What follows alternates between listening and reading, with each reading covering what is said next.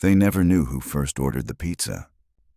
Could have been Lieutenant Marks, could have been some civilian contractor, but every Thursday at 1800 hours, without fail, it arrived. Steam rising from the corners of the box like it was baptized in jet fuel. Grease seeping into the cardboard like war plans into parchment. No receipt, no app, just him, Nino Fornello. He never wore a name tag, but everyone knew. A stitched cap, worn boots. His shirt said hot and ready, but he walked like someone who'd seen combat in more than just crust. And maybe he had. The gate guards tried to stop him once, asked for credentials. He handed them a breadstick. They let him through. It wasn't protocol.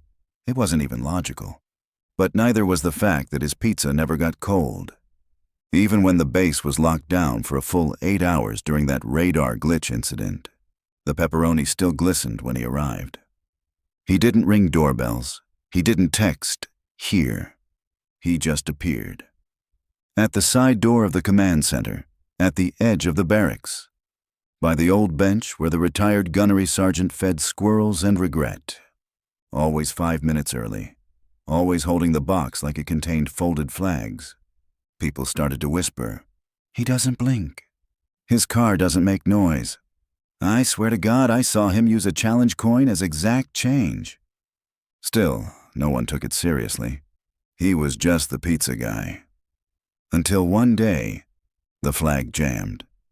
The morning it happened, the flag detail followed protocol to the letter.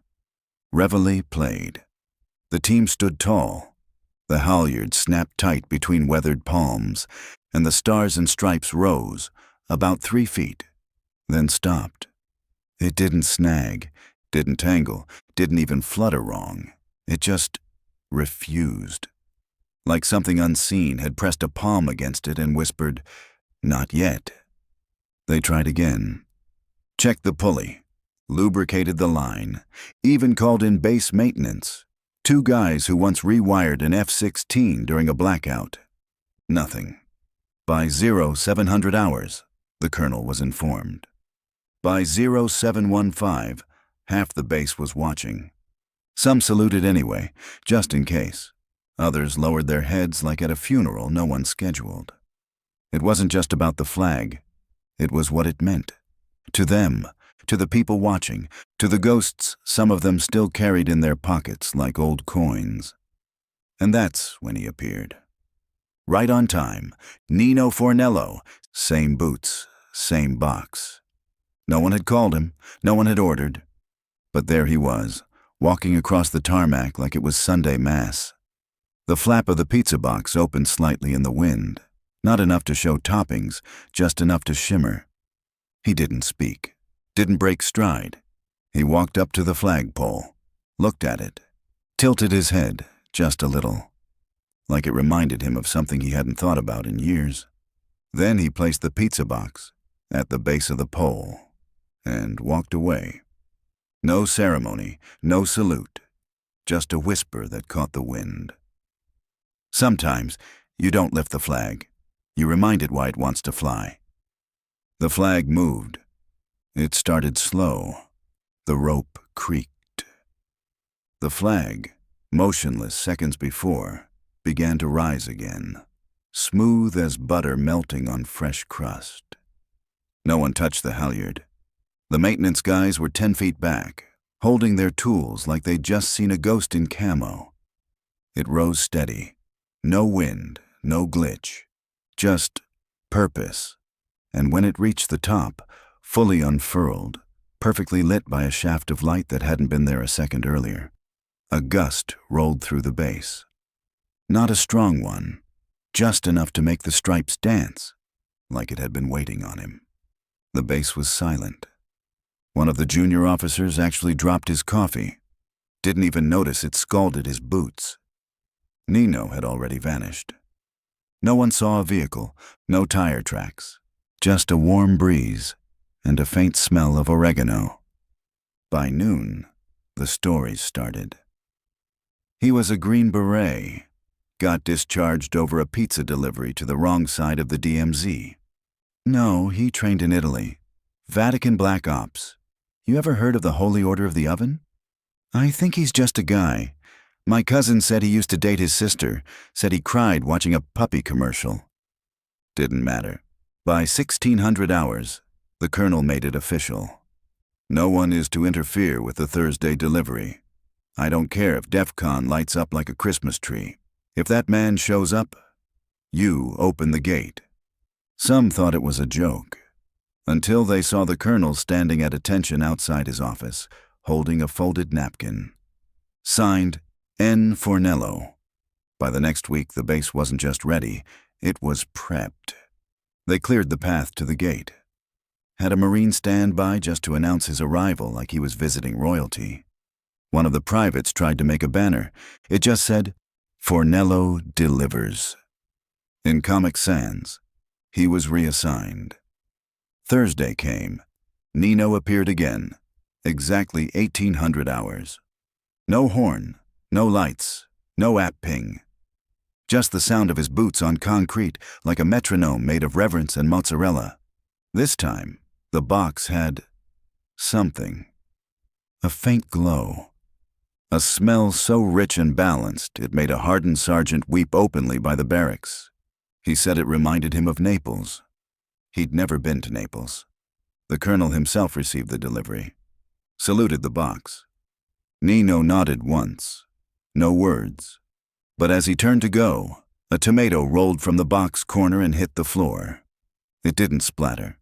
It bounced. Once, twice, then stopped. Everyone stared. A lieutenant stepped forward to pick it up. Nino raised one hand, palm open. "Don't touch that," he said quietly. That tomato would later be studied by DARPA for its inexplicable density and rumored resistance to ballistic impact. No one could explain it, except Nino, who just said, "Some fruit needs pressure to ripen." They put the tomato in containment. It now lives behind 6 inches of bulletproof glass and has its own service record. By week 3, Washington called. Not politely, not with notice. A convoy just showed up. Black SUVs, tinted windows, antennas shaped like they meant business. They didn't ask questions. They asked where he was. The base commander told them Nino only arrived Thursdays. They offered surveillance drones. He declined. "We've tried to stabilize morale for years," one of the suits muttered. "Then a man shows up with a pizza box, and half your enlisted stop crying in the showers." The colonel nodded solemnly. "Some men carry rifles. He carries regret and red pepper flakes." The men in black didn't get it. But they stayed, waited, and on Thursday, like always, Nino arrived. This time there was no box. He carried nothing, but walked like he was delivering something heavier than usual. Maybe memory, maybe penance, maybe meat lovers. The convoy followed him. He didn't flinch, didn't acknowledge them. Just walked straight to the command center where the Joint Chiefs had assembled over a crisis so classified, even the walls signed NDAs. They offered him a seat. He remained standing. They asked what he knew about morale decay, tactical cohesion, and the recent drop in enlistment numbers. He said, "People don't want a reason to fight. They want a reason to care." Then he placed a single breadstick on the table, wrapped in a napkin folded into the shape of an eagle. The generals didn't blink. They didn't move. One of them saluted it. Nino left without another word. The cafeteria was packed. Thursday, 1805 hours.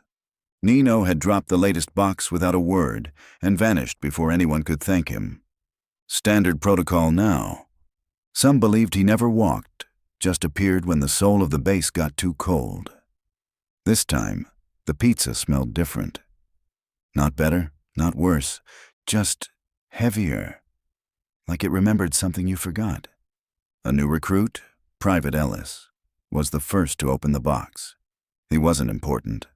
Not ranked, not decorated, just hungry.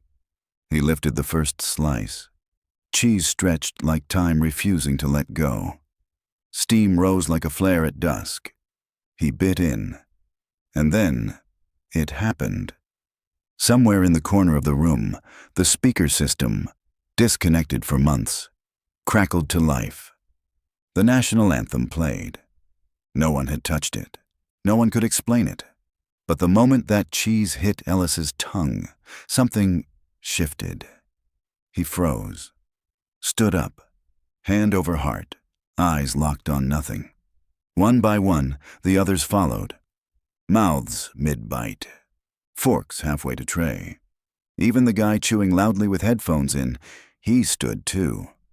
It wasn't forced, wasn't commanded. It was reverence, served hot. No one spoke. They just stood there, mid-chew, heads turned toward the nearest flag like it was whispering back. Some cried, some smiled.